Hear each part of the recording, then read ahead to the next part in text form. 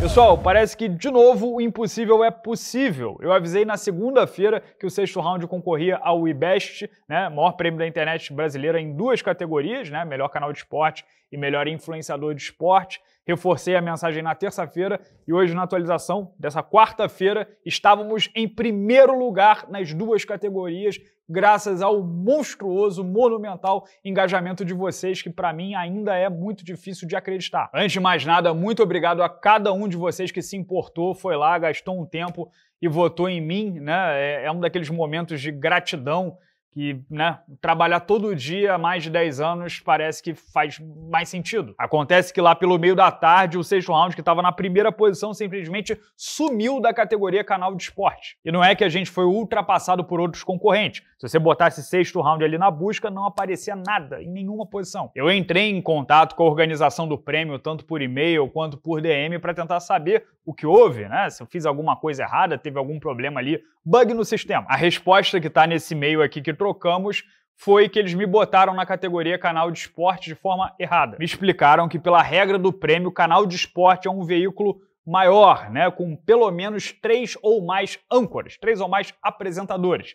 E aqui o sexto round, como só tem eu de apresentador, o Carrano no quadro dele tem 2 âncoras, né, se enquadraria como influenciador de esporte. Enfim, eu lamento bastante a decisão, gostaria de concorrer até mais como canal, porque não é um trabalho só meu, mas o que eu posso fazer? É a regra dos caras. De toda forma, inacreditavelmente, eu ainda tô lá, na primeira posição como influenciador de esporte. Na real mesmo, eu não tô na primeira posição, porque os pesos pesados, Thiago Leifert, Casimiro, Denilson Show, Fred, essa galera aí, não tá participando dessa fase, já estão pré-classificados por causa do ano passado. Pelo que eu entendi, agora são mais 12, 13 nomes que vão se juntar aos pré-classificados e formar um top 20. Eu tava em 89º, achava que não tinha nenhuma condição de chegar no top 20. Só que agora, graças a todo esse engajamento de vocês, deu um gostinho. Então, por favor, não me abandonem, continuem votando. O link tá no comentário fixado. É só clicar, deixar lá um votinho que já ajuda muito. E para deixar claro, esse prêmio WeBest é um processo muito longo. Acho que a última fase é só em 2026. Vamos escolher 20 para depois 10, depois 3. Vai ficando cada vez mais difícil. Mas eu vou informando a vocês o que a gente precisa fazer. Vamos ver até onde a gente consegue chegar. Beleza? Vamos para a resenha. Na resenha de ontem, tentei passar para vocês a dura realidade de que 95, 97% dos lutadores do UFC não estão nadando em dinheiro como a gente às vezes fantasia. Depois de impostos, taxa de academia, de empresário, de treinadores, suplementos, etc., não sobra muita coisa para a maioria. Até a rapaziada do topo de tabela que ganha melhor pode facilmente se enrolar financeiramente. Ainda mais quando se tem família numerosa, padrão de vida alto ou vícios caros e escolhas ruins. Citei os casos dos ranqueados Geoff Neal, 11º do ranking até 77 quilos, servindo mesas de churrascaria. Ailin Pérez, 7º do ranking até 61 quilos, dependendo do OnlyFans. E mais recentemente, Cory Sandhagen, 4º do peso galo masculino, que passou a vender nudes. Para completar, a Ariane Sorriso me contou hoje que o Caio Machado Bigfoot já pagou passagem de corner vendendo foto do pezinho 48. A real é que a conta não fecha para muita gente. E até para quem fecha, há uma ansiedade enorme de acumular o máximo possível enquanto o nome está em evidência, enquanto recebe a atenção do público. Se um cara no auge, com 33 anos, próximo de disputar o cinturão, já topa vender a intimidade para levantar uma grana, tenham certeza que a situação fica bem mais delicada e dramática depois dos 35, mais próximo do fim da vida útil do atleta. Porque a grande maioria dos veteranos acaba bombardeado simultaneamente por duas questões existenciais complexas. Número 1, mesmo baixando o padrão de vida, até quando a riqueza que eu gerei aqui é capaz de sustentar os meus gostos ou os gostos da minha família. Número 2, beleza, dediquei 25 anos da minha vida à repetição de movimentos de luta. Abdiquei de parte da minha juventude em prol da excelência esportiva.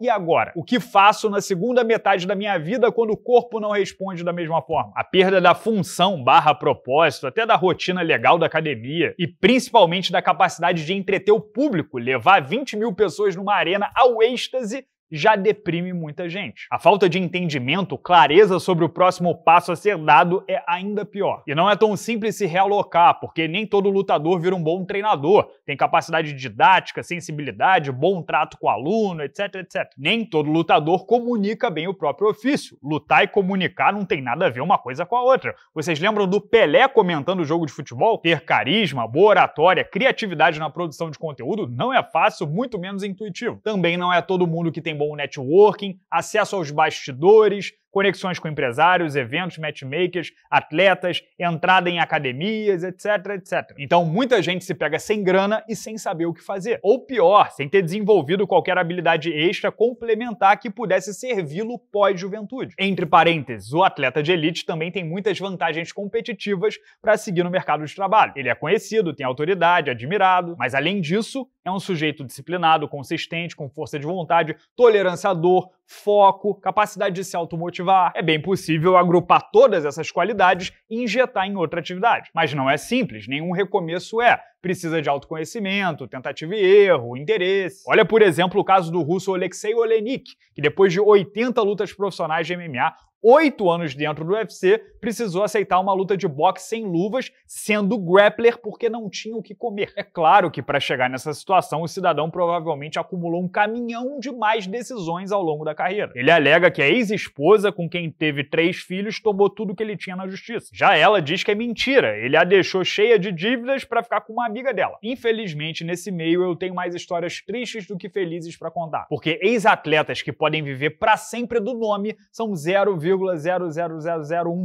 É um minotauro que vira embaixador do UFC, um Chuck Liddell, um Anderson Silva, um Georges St-Pierre. Essas lendas sempre vão ter algum tipo de demanda. Ainda que o cara não queira virar dono de academia ou comentarista, que são os caminhos mais óbvios, tem sempre uma campanha publicitária, uma presença VIP, uma sociedade em algo, fazer ponta num filme, numa série, luta, exibição, etc, etc. Até o Demetrio Johnson virou youtuber, Fabrício Verdun tem seu podcast, Maurício Shogun tá com franquia de espetinhos e tem muitos outros casos. Mas trazendo aqui para o nosso nicho do YouTube, a gente encontra 2 casos de sucesso bem próximos, Gilbert Durinho e Renato Moicano. No caso do Durinho, não sei se essa impressão transparece para vocês, mas é o que os americanos chamam de people person. Gente boa, família, de excelente trato, confiável, que gosta de trabalhar, não tem muita vaidade. É o tipo de cara que tem acesso, portas abertas em tudo quanto é canto. Dialoga bem com o patrocinador, com o matchmaker, com o dono do evento, com outro atleta. Se bobear, ele foi o cara que o UFC mais levou como atleta convidado nos eventos pelo mundo em toda a história. Por quê? Porque aparece no horário combinado, não cria problemas, não reclama de tudo,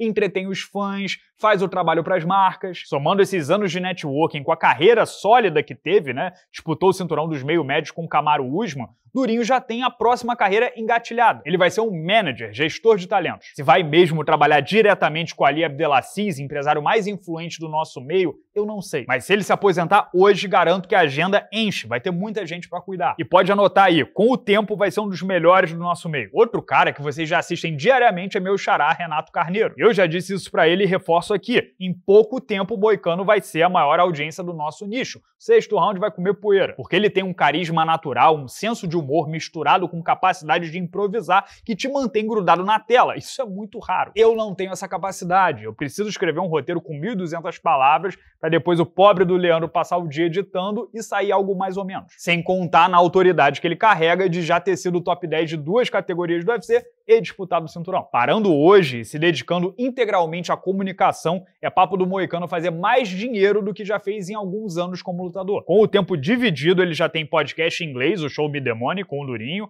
podcast em português, o Overdogs, canal em português que é sucesso, abriu academia, dá palestra e tem vários patrocinadores. Quando não tiver que treinar mais 2 vezes por dia, então vai chover proposta. Por isso, já até me adiantei e antes dele virar o Antônio Fagundes, chamei para ter um quadro aqui no 6º round. Eu vejo muita gente por aí cornetando os dois com agora viraram influenciadores, vão viver de views, como se fosse algo pejorativo. As pessoas às vezes não se dão conta que o mercado como um todo é um grande jogo da atenção. O lutador do UFC mais bem pago é aquele que atrai mais público, certo? O produto que vende muitas vezes não é o melhor, é o que tem melhor marketing. O melhor nutricionista do Instagram é necessariamente o que mais estudou ou é o mais carismático / melhor comunicador? Durinho e Moicano dificilmente viveriam mais 40 anos só com a grana que fizeram na luta. Mas, durante esse tempo, construíram patrimônio, fizeram um bom colchão, entenderam como o jogo é jogado e engatilharam a próxima fase da carreira. Portanto, são excelentes objetos de estudo. Mas, claro, esse é apenas o meu ponto de vista, os meus 2 centavos. Qual é a sua opinião